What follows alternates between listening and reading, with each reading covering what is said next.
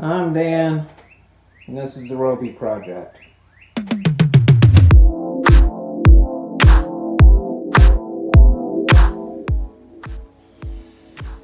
So, I'm working on a documentary short film about my hometown of Roby, Texas.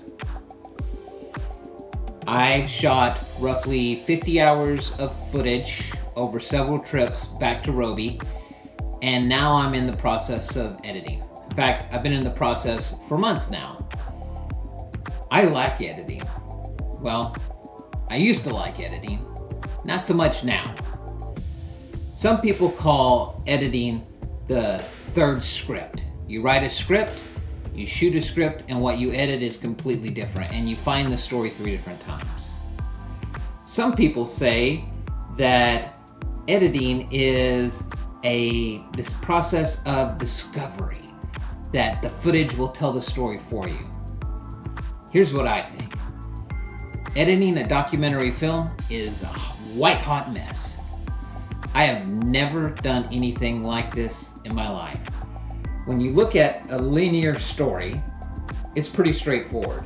You write a script, you shoot the script, and then you start to put the pieces together based on the script. Now, do things change? Do things evolve? Yes, absolutely.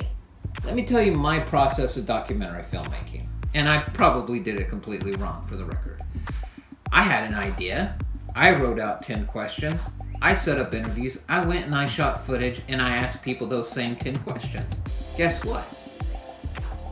Nothing lined up like I'd hoped. The questions I thought would be compelling, isn't that much there. Other questions, people really dove into and gave me some really juicy answers. You just don't know.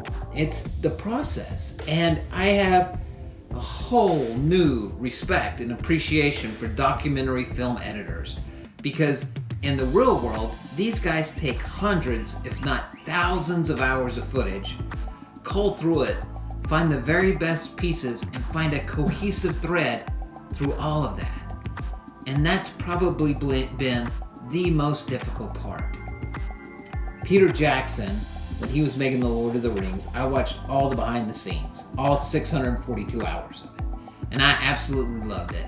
And he said in the end, he had all of this great stuff that he didn't know what to do with. Well, it turns out he's going to do a director's cut, which is 6 hours long. But beyond that, he said at one point he had to make a decision to only edit Frodo's story.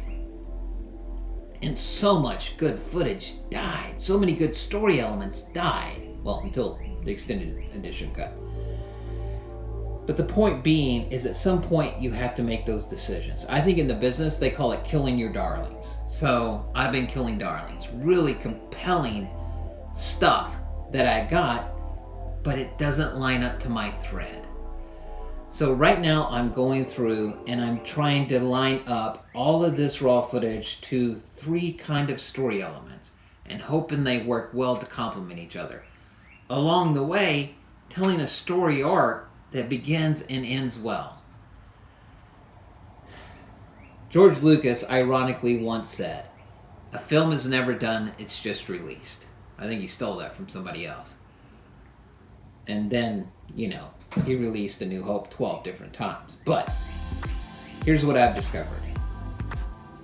Find your thread, find it in your footage, string it together, and hope it makes sense from beginning to end. And that's how you get to a documentary film. I know that's not very helpful, but that's where my head is right now.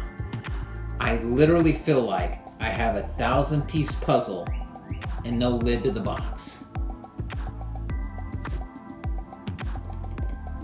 I hope I find the story. Stay tuned.